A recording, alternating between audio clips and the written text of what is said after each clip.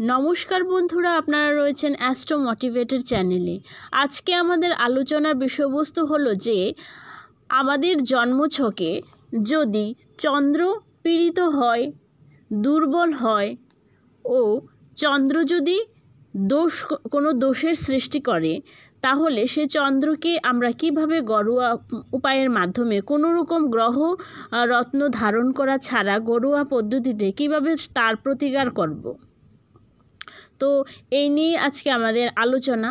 তো ভিডিওটি শুরু করার আগে আপনাদের কাছে একটাই অনুরোধ, আপনারা যারা এখনও পর্যন্ত আমার চ্যানেলটিকে সাবস্ক্রাইব করেননি তারা আমার চ্যানেলটিকে সাবস্ক্রাইব করে পাশে থাকা বেল বাটনে ক্লিক করুন এবং অল অপশনটিতে অন করুন, কারণ যখন কোনো নতুন ভিডিও নিয়ে আসব সেটি যেন আপনার কাছে সহজেই পৌঁছে যায়। আর ভিডিওটি যদি ভালো লাগে তাহলে অবশ্যই লাইক, কমেন্ট, শেয়ার করতে ভুলবেন না। যারা এখনও পর্যন্ত ভিডিও দেখছেন কিন্তু কোনো লাইক কমেন্ট করেন না, তাহলে কি করে বুঝবো যে আমার ভিডিওটি ভালো লাগে কি খারাপ লাগে? তাই অবশ্যই লাইক কমেন্টের মাধ্যমে জানাবেন যে ভিডিওটি কেমন লেগেছে এবং প্রচুর পরিমাণে শেয়ার করবেন ভিডিওটি, কারণ শেয়ার করে যদি ভিডিওটি আপনার ভালো লেগে থাকে তাহলে শেয়ার করে অন্য লোকদের জানানোর সুযোগ করে দেবেন।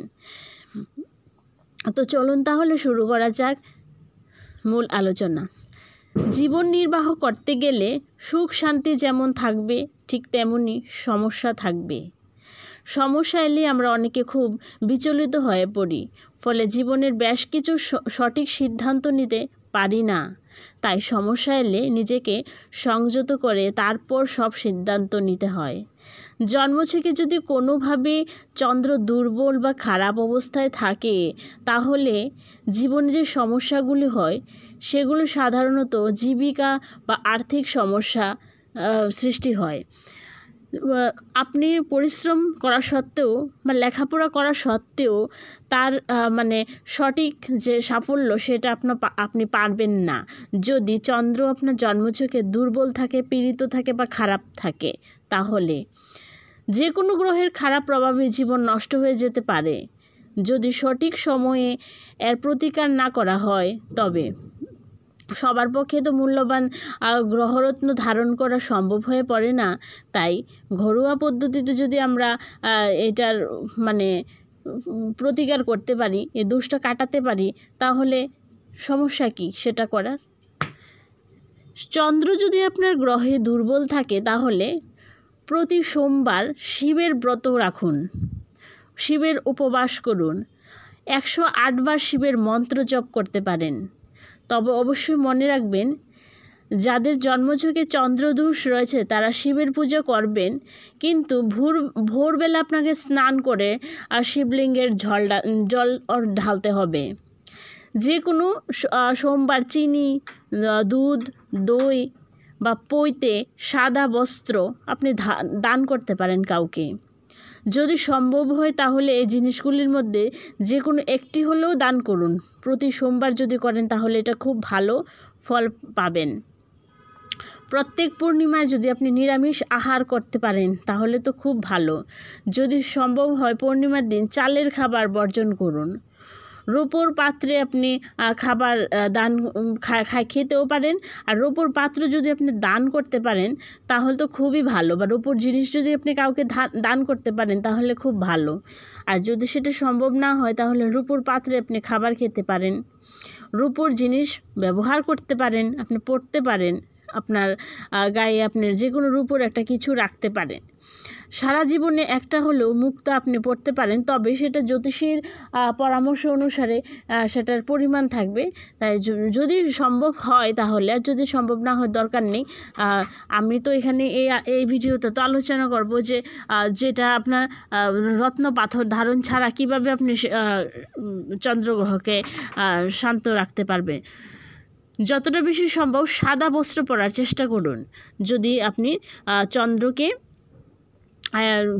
শান্ত রাখতে পারেন, শান্ত রাখতে চান আর কি। 24 থেকে 27 বছর বয়সের মধ্যে আপনার বিবাহ করা উচিত হবে না। 24 থেকে 27 বছর বয়সে নিজের অর্থে কোনো বাড়ি বানাবেন না, তাহলে সেটা ভালো হবে না। সবুজ রঙের জিনিস ব্যবহার করবেন না আপনার যদি চন্দ্র দুর্বল থাকে বা পীড়িত থাকে বা খারাপ থাকে। ফুটো কোনো রূপোর পাত্র আপনার ঘরে রাখবেন না, যেটা মানে কোনো ফুটো বা ছিদ্র রয়েছে, ছিদ্রযুক্ত পাত্র ঘরে রাখবেন না।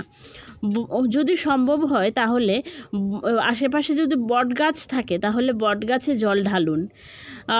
বিছানার চারিদিকে তামার পেরেক পুঁততে পারেন যদি সম্ভব হয়, সেটা খুব ভালো রেজাল্ট আপনাকে দেবে। এবং জলাশয় যদি থাকে বা জলাশয়ে যদি আপনি মুদ্রা 1 টাকা 2 টাকার কয়েন হয় না, সেটি মুদ্রা যদি আপনি নিক্ষেপ করেন, তাহলে আপনারা যদি বিবাহিত হন তাহলে সেটা করবেন। তাহলে আপনার যে মানে সন্তান রয়েছে তার ভালো হবে, সন্তানদের মঙ্গল কামনায় সেটা করতে পারেন। তারপর বাড়িতে রূপোর থালা বাসন একটা হলো অন্তত রাখুন। রূপোর পাত্রে দুগ্ধজাত মানে কোনো খাদ্য দ্রব্য যদি আপনি পান করতে পারেন, দুগ্ধজাত কোনো জিনিস, তাহলে সেটা খুব ভালো রেজাল্ট দেয়। কাচের পাত্র যতটা সম্ভব বর্জন করুন। কাচের পাত্র আপনি ব্যবহার করা আপনার পক্ষে, আপনার যদি জন্মযোগে চন্দ্র দুর্বল বা খারাপ থাকে তাহলে উচিত হবে না। তো এই কাজগুলি আপনারা করে দেখুন। অবশ্যই আপনার চন্দ্র যদি দুর্বল বা পীড়িত থাকে সেটি আস্তে আস্তে মানে ভালো রেজাল্ট দিতে শুরু করবে, চন্দ্রটা আপনার অ্যাক্টিভ হয়ে যাবে। এই কাজগুলি আপনারা করে দেখতে পারেন, সেগুলো ঘরোয়া পদ্ধতিতে। তো এই ছিল আমাদের আজকের আলোচনা। ভিডিওটি যদি ভালো লেগে তাহলে তো বললাম অবশ্যই লাইক, কমেন্ট এবং শেয়ার করবেন। আর তাহলে এইমাত্র ভিডিওটি শেষ করি, আবার দেখা হবে অন্য কোনো ভিডিওতে, অন্য কোনো বিষয়ে। ততদিন ভালো থাকবেন, সুস্থ থাকবেন। আর আমার ভিডিওটি ধৈর্য সহকারে এতক্ষণ পর্যন্ত দেখার জন্য আপনাদেরকে অনেক অনেক অনেক ধন্যবাদ। নমস্কার।